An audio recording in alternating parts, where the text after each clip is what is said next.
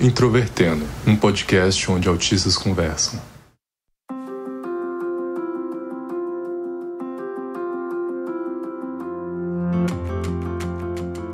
Olá para você que escuta o podcast Introvertendo, esse podcast que é feito por autistas para toda a comunidade. E hoje nós vamos falar sobre nossas experiências como motoristas.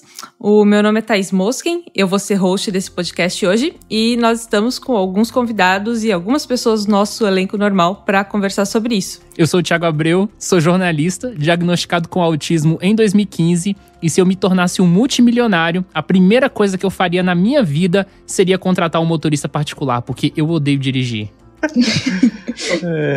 Meu nome é Otávio Augusto e eu detesto quem fica na faixa da esquerda. Olá, eu sou o Maicon Gaivota e asas não são o melhor jeito de controlar um volante. Eu sou Carol Cardoso, eu estudo arquitetura, tenho 23 anos e fui diagnosticada com autismo em 2018. E se você também não é multimilionário e não tem o seu próprio helicóptero, jatinho particular e motorista, talvez você já tenha sido obrigado a dirigir, mesmo que você odiasse aquilo. Então talvez você se identifique com algumas das coisas que a gente vai conversar hoje. Visite lá o nosso site, que é o introvertendo.com.br. Nós temos Facebook, Twitter e Instagram, que é o @introvertendo. Se você usar o iTunes ou o Apple Podcasts, então dá 5 estrelinhas pra gente e faz um comentário que a gente vai poder ler. E é sempre legal. O Introvertendo é um podcast feito por autistas, cuja produção é da Superplayer & Company. Vrum, vrum.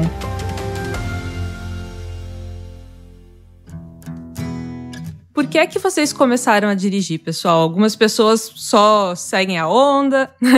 Que seguem a onda. Desculpa, gente. É que hoje muitas pessoas falaram segue a onda. Olha a onda, olha a onda. Mas a minha vida realmente foi seguir a onda, porque eu só comecei a dirigir por obrigação do meu pai. Meu pai, ele tinha regra social dentro dele, que quando eu completasse 18 anos, ele ia me dar uma carteira de motorista de presente. Eu não queria necessariamente dirigir, mas ele falou para eu iniciar o processo, e aí eu iniciei um processo de carteira B. No final das contas, eu fiquei só com a carteira B, e hoje em dia eu dirijo porque eu sou obrigado mesmo, eu não gosto de dirigir. Bom, eu tirei carteira basicamente por pressão social, porque a minha família sempre ficava dizendo: se tiver uma emergência, tu tem que saber dirigir. Só que eu realmente dei entrada no processo quando eu percebi que se eu dirigisse, eu ia poder ir pra algum rolê, assim, sozinha, sem ter que pegar ônibus pro rolê. E aí eu decidi tirar a carteira. Sempre quis dirigir, gosto demais de dirigir, inclusive, principalmente quando eu tô sozinho no carro. Mas você falou que você sempre quis dirigir, tinha algum motivo? Não, eu gostava da ideia de dirigir, só isso. Eu acho que eu sou o único aqui que ainda não tirou carteira, inclusive... Eu ia estar entrando no processo agora esse ano, só que epidemia ocorre, nada acontece feijoada. Eu realmente não gosto de dirigir, eu gosto de usar minhas pernas, elas funcionam, elas carregam todo o peso que eu preciso, elas me carregam pela distância que eu preciso, mas por pressão da minha família, que precisa de mais alguém que sabe dirigir, porque tá faltando alguém que sabe dirigir. Eu tô meio sendo pressionado a ir aprender e tirar a carteira. Quer dizer, aprender eu já sei dirigir, mas tem que tirar a carteira. Merda. Quase todo mundo comentou aí a questão da pressão social. No meu caso foi um pouquinho diferente. Eu tirei carteira porque eu levava entre 2h30 e 3 horas para ir de ônibus para a faculdade e mais esse tempo para voltar. Então era entre 5 e 6 horas por dia dentro do ônibus. E isso me incomodava bastante, enquanto de carro eu podia chegar em 20 minutos e voltar em cerca de 40 minutos. Totalizando aí 1 hora, ao invés de 6. Então, pra mim, matematicamente fazia muito sentido eu passar todo o estresse e odiar ficar dentro do carro, que era menos detestável do que ficar dentro do ônibus. É engraçado, porque assim, no caso de você, né, Thaís, você residia em São Paulo. São Paulo tem uma dinâmica totalmente diferente, mas eu, por exemplo, aqui em Goiânia, dependendo do horário, eu passo menos estresse pegando 2 ônibus do que dirigindo de carro. E eu sou o tipo de pessoa que quando eu vou de um lugar para outro, eu tô pingando de suor, assim, de tanta ansiedade de dirigir. Então, toda vez que eu ando de carro, eu tenho que tomar banho. Carol, como é que é aí em Macapá? Porque também tem a questão dos motoristas, né? A gente falou lá no episódio 4, Amor e Ódio, a raiva que a gente sentia dos motoristas. E eu teria muita curiosidade de saber se o pessoal aí é educado ou se eles são meio que surtados igual os de Goiânia. Eu acho que educado é falar demais. Eles não são educados, mas eu acho que eu prefiro 1000 vezes pegar ônibus do que andar de carro, porque eu sou uma pessoa muito distraída, então o trajeto de carro para a faculdade é aproximadamente 9 minutos. E de ônibus para a faculdade, da minha casa para a faculdade de ônibus é 15 minutos. E para mim essa diferença não é tão grande. E eu prefiro 1000 vezes ir de ônibus do que ir de carro. Nas 2 vezes que eu bati o carro foi nesse trajeto de casa para a faculdade, foi nesse perímetro. Eu já ouvi falar que se você consegue dirigir em Goiânia ou em São Gonçalo, no Rio de Janeiro, você consegue dirigir em qualquer lugar, porque são 2 universos, assim, bizarros. Eu já estive na Índia, então, assim, eu já vi muita gente falando várias coisas aqui de, se você dirige em São Paulo, você dirige em qualquer lugar, não tem trânsito pior do que no Rio de Janeiro, mas, não, gente, na Índia é pior, relaxa. E depois a gente vai contar algumas histórias de acidentes e outros problemas que nós já tivemos aí no trânsito, mas por enquanto, vamos começar mais do princípio, que é a própria prova para tirar a carteira de motorista. Eu queria saber como foi a prova de vocês. Muitas pessoas têm que fazer prova várias vezes, etc. Então, contem um pouquinho aí pra gente. Eu não consigo não falar da carteira sem mencionar questões do autismo, porque tirar uma carteira não é simplesmente você assistir a aula, fazer uma prova, né? Existe toda uma questão de interação social.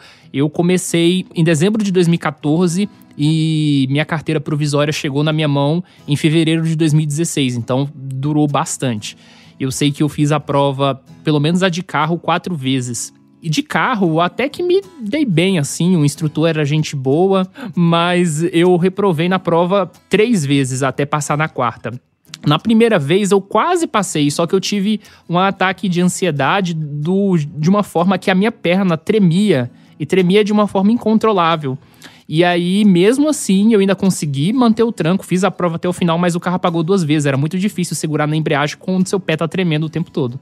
Até que um amigo meu me recomendou isso já na 4ª vez de prova, que eu poderia tomar um remédio para pressão alta que eu ficaria controlado. E aí, isso funcionou e eu passei de primeira, sem errar nada. E aconteceu de que eu sempre odiei motos. Eu sempre tive um pavor de motos por todos os perigos que ela representa. E eu consegui a proeza de me machucar, me acidentar de moto durante as aulas. Os alunos estavam lá e de repente eu perdi o controle da moto, saí derrubando o cone, a moto caiu no chão em cima de mim, eu cheguei em casa todo ralado e etc. E então, na primeira prova que eu fiz de moto, eu falei, não vou mais fazer isso não. O processo de veículo geralmente inclui também aquela parte do teste psicológico e do teste psicotécnico. No teste psicotécnico, me falaram que era uma pessoa muito ansiosa porque eu tinha feito os exercícios muito rápido e que eu deveria prestar atenção e etc.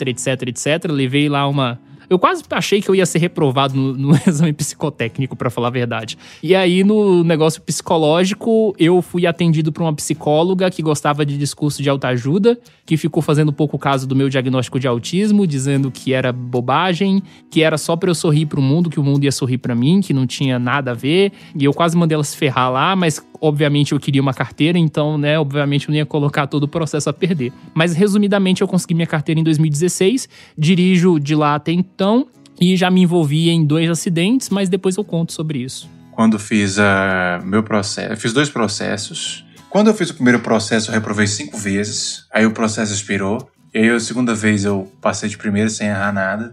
E eu queria falar um palavrão agora, porque eu tô realmente frustrado só de lembrar disso, mas eu não vou falar porque vivemos numa sociedade. Parte das aulas foram um pouco desgastantes, porque eu não gosto de aula de nada, mas o que foi muito difícil pra mim foi essa questão do psicotécnico também, porque no dia que eu fui fazer, a pessoa que aplicou o teste não sabia o que ela estava fazendo, e aí ela ficava falando muito alto lá fora com a pessoa, a recepcionista, e fofocando, e eu fiquei com muita raiva disso, e eu pensei que eu ia reprovar porque eu tava com muita sensibilidade sensorial e, eu não tava conseguindo fazer a prova. E aí chegou uma hora que eu me levantei da minha cadeira, fui lá e bati a porta pra eu não ficar escutando mais a fofoca da mulher, sabe?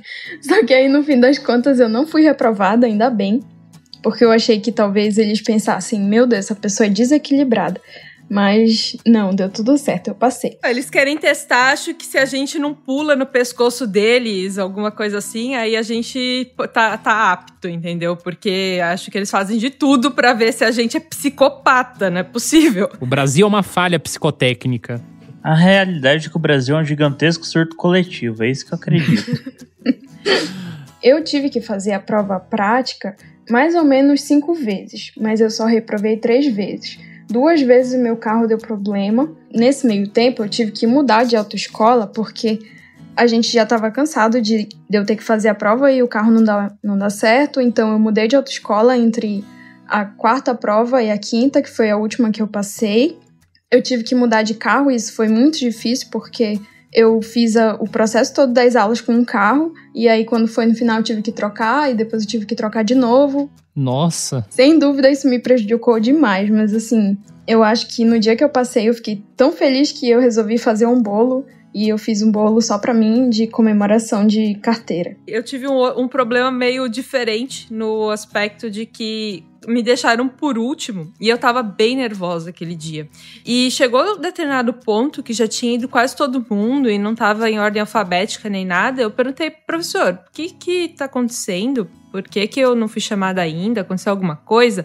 E aí ele virou pra mim e falou, não, é que você tá tão tranquila, tão quietinha, que eu resolvi te deixar por último, porque as outras pessoas estão nervosas e ansiosas. E era só porque eu estava absolutamente quieta e imóvel em um canto. E isso não queria dizer que eu estava tranquila. Eu errei várias coisinhas e eu não sei por que o cara me passou. Mas ele me passou, eu não tinha pago, tinha um outro cara nessa turma que tinha pago e foi o primeiro a fazer prova e ninguém aquele dia reprovou. Coisa que me falaram que é bem incomum, assim, ninguém na turma reprovar.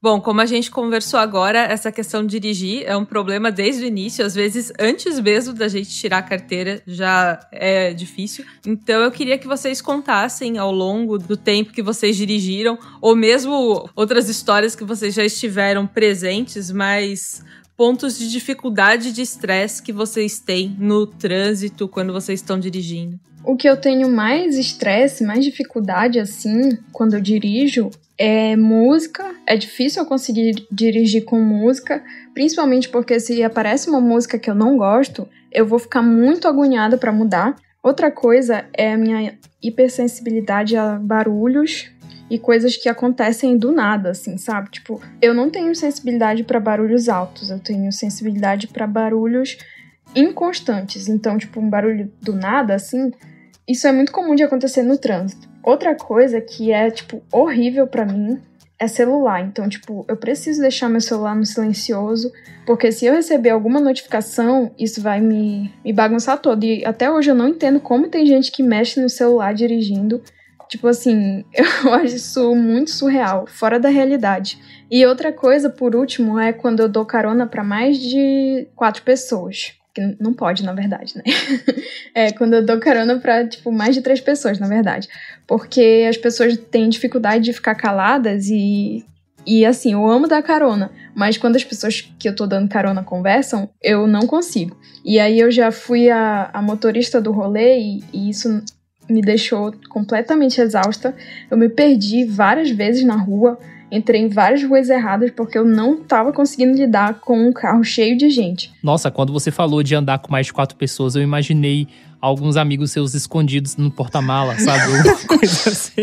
Ou quando um senta no colo do outro, sabe? Esse Sim. tipo de coisa também. Todo o contexto em relação a dirigir é complicado porque é completamente imprevisível. Eu sou muito rígido, assim, na minha rotina, nas coisas que eu faço. Então, tudo foge da previsibilidade ali. É em relação aos outros que vêm em sua direção, ao caminho que você faz. E eu sempre penso a minha direção de uma forma muito disciplinada. Então, eu vou na primeira marcha, segunda, terceira, quarta. O semáforo tá fechando, eu vou da quarta, terceira, segunda, primeira e paro no ponto morto. Eu nunca vou parar do nada. Eu sempre tenho uma forma coordenada de lidar. E aqui é muito bagunçado, assim, né? O caos é muito grande, os motoristas são muito grosseiros. Aqui o motorista te buzina se você estiver certo, então, assim, não há lógica realmente.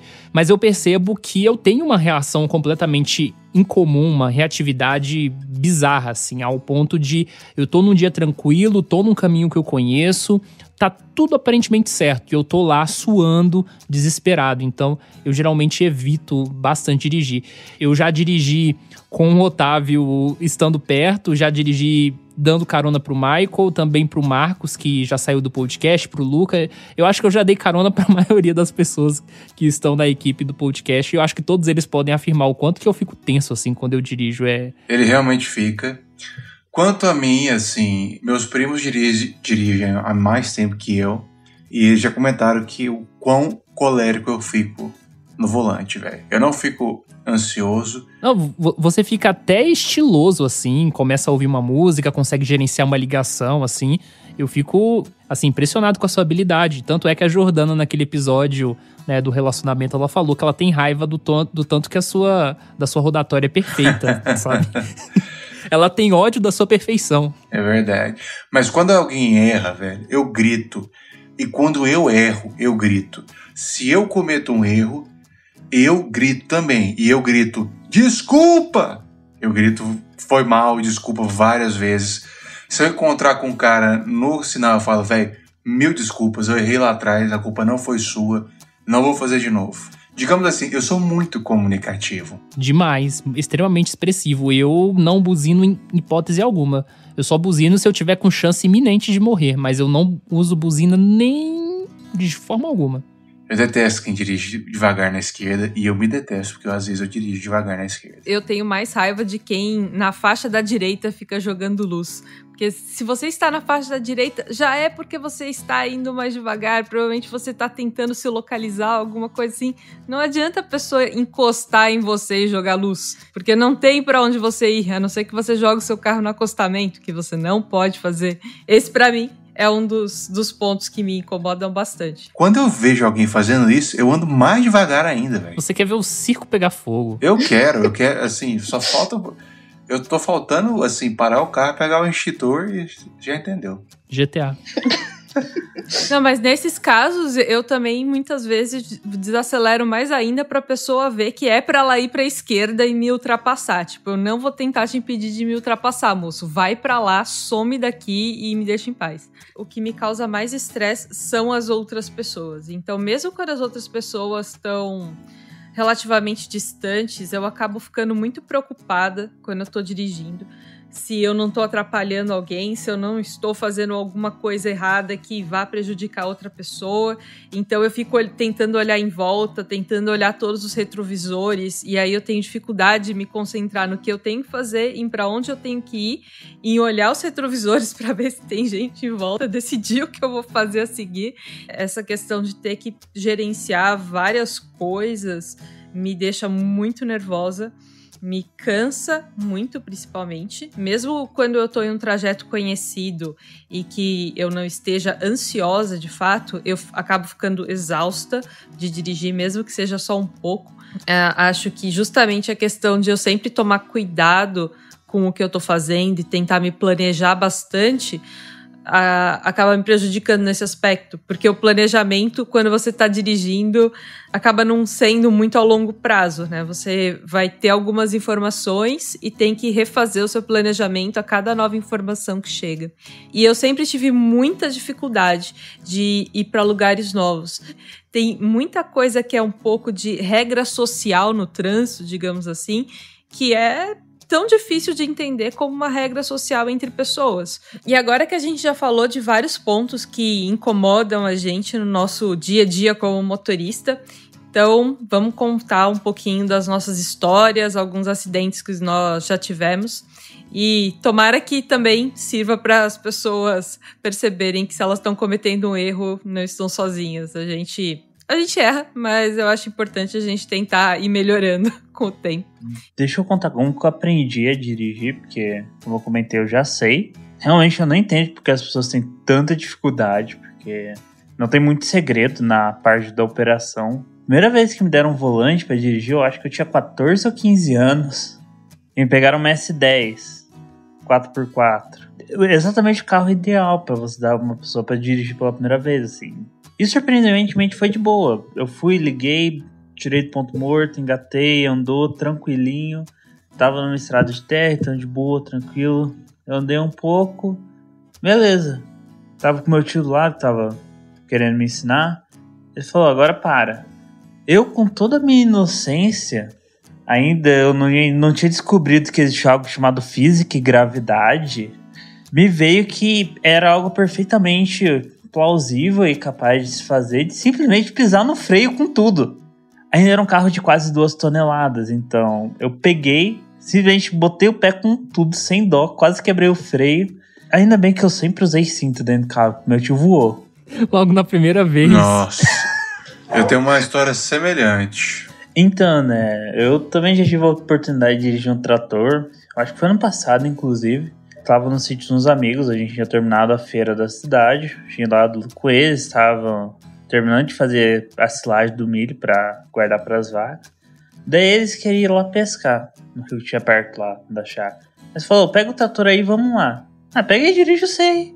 Peguei, ele falou como ligava, ele falou como botava a marcha. A única coisa estranha que eu posso te falar comparado com um carro normal é que o centro de gravidade de um trator é um negócio muito estranho, porque você tá alto, bem alto, e por mais que o trator tenha estabilidade, quando você tá saindo da estrada e entrando no meio do campo com uma inclinação alta, você fica naquela tensão, puta que pariu, como esse negócio não virou ainda, e daí você lembra que é porque o pneu que tá lá atrás é assim.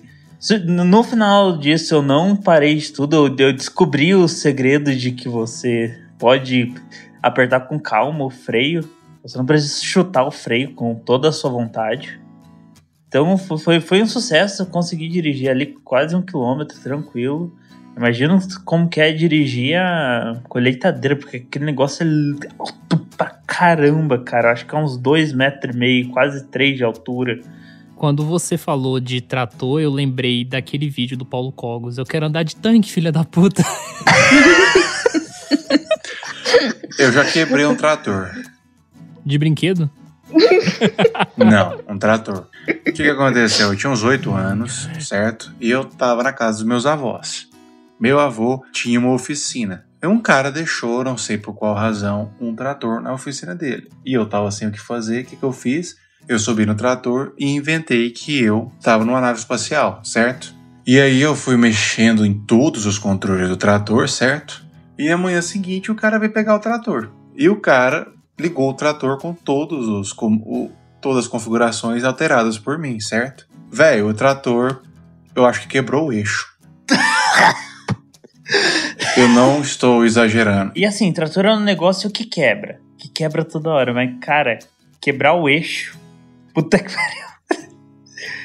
Eu já tive 2 acidentes, um quase acidente grave e um acidente controlado. Então, 2 foram na rua, um foi na autoescola, que foi quando eu fui fazer minha prova, eu bati naquele negócio lá que é pra simular o carro, que eu me esqueci o nome, no protótipo.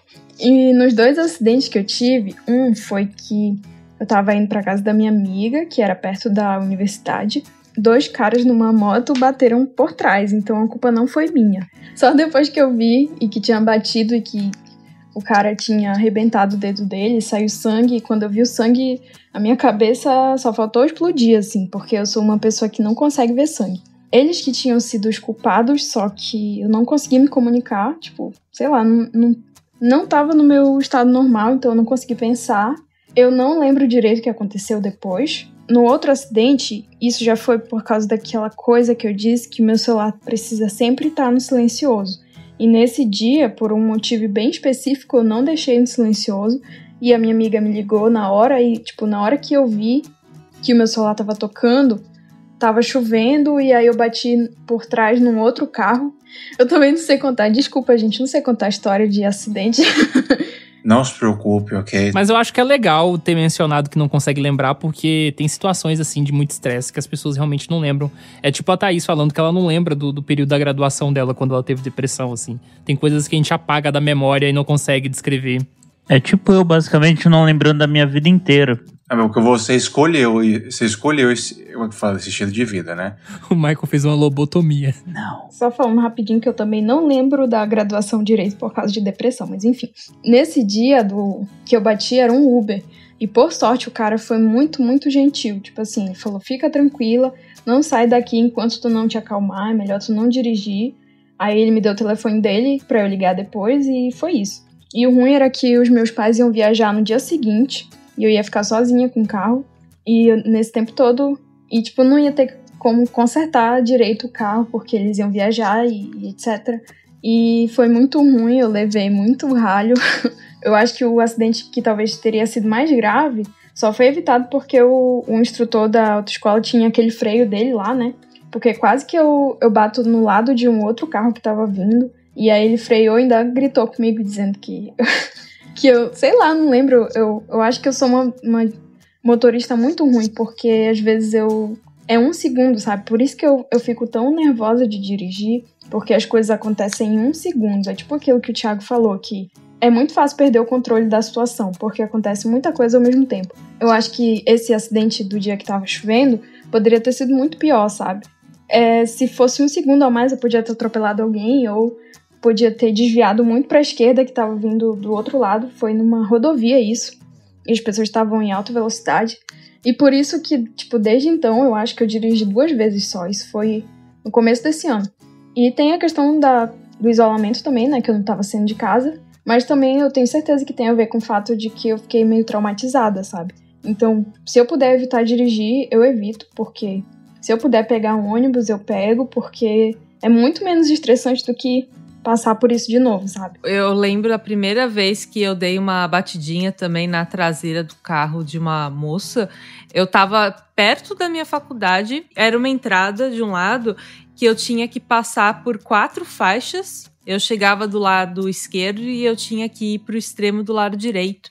E eram 4 faixas em uma distância muito curta. E o pessoal vinha numa velocidade muito alta, não dava espaço pra gente.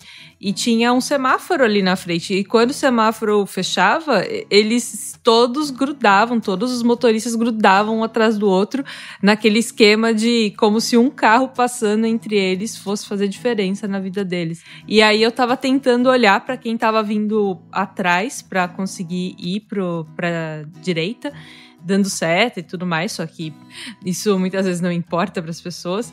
E eu não vi que a moça parou.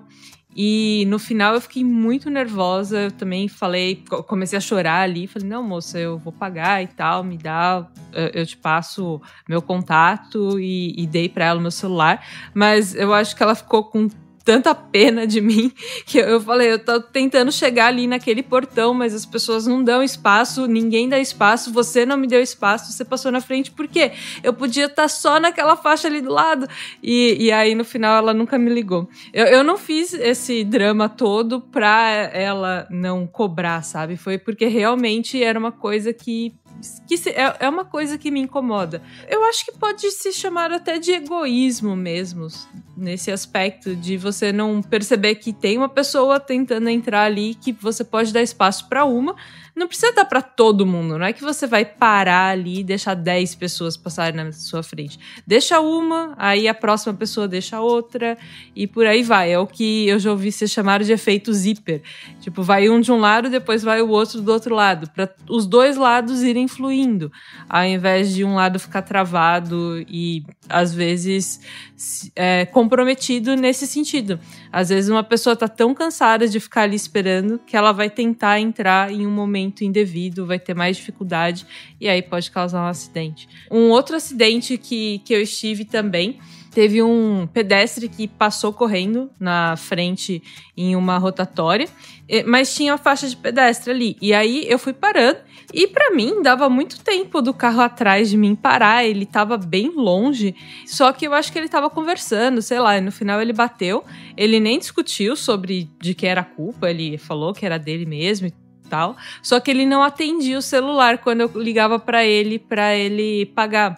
Então, pra mim, a parte mais estressante foi no dia, na hora que eu bati, eu consegui pegar o celular dele, e foi estressante no sentido de eu mal conseguia digitar o número, aí eu conferi com ele, e aí depois mesmo tendo o número dele, ele não atendia. Eu acabei só conseguindo que ele pagasse porque ele estava com o carro da empresa, era uma empresa de cimento. E, no caso, eu fazia engenharia civil. Então, eu tinha o telefone da empresa e eu liguei na empresa e falei, olha, o cara tal, de tal carro, bateu no meu e não tá atendendo. E aí foram atrás do cara através disso. Então, provavelmente ele teve outros problemas, não era a minha intenção. Ele podia só ter atendido o meu telefone do jeito que uma pessoa honesta faria. Não era a sua intenção, mas você amou o que aconteceu, né? Eu não sei o que aconteceu e não, na verdade não. Eu só acho que ele tinha que pagar o que era justo. Agora, se ele foi criticado por ter feito algo errado, eu acho que tá ok. Não parece incorreto. Mereceu.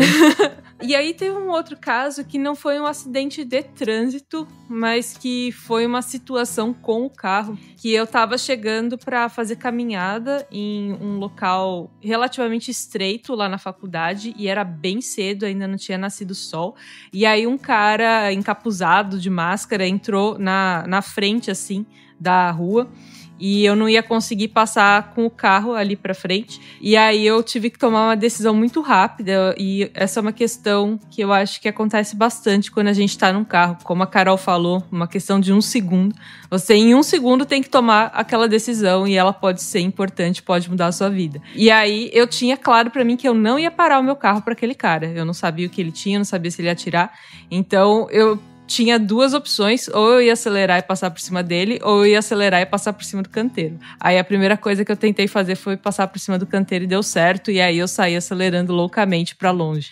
Mas foi um momento bem tenso em que foi bom eu estar com o carro ali, nesse aspecto, porque provavelmente se eu estivesse a pé, ou ele não ia me interceptar, às vezes ele só tinha interesse em pessoas com carro, ou então eu não teria conseguido sair dali a tempo, porque eu não ia conseguir correr mais do que aquele cara. Eu me envolvi na vida em 3 acidentes. O primeiro, eu peguei o carro para ir no supermercado, e dirigi o carro muito bem e tal, levei o carro até o supermercado, deixei no estacionamento, só que na hora de sair, eu bati o carro. Eu fui tirando o carro e eu arranhei o carro do cara do lado.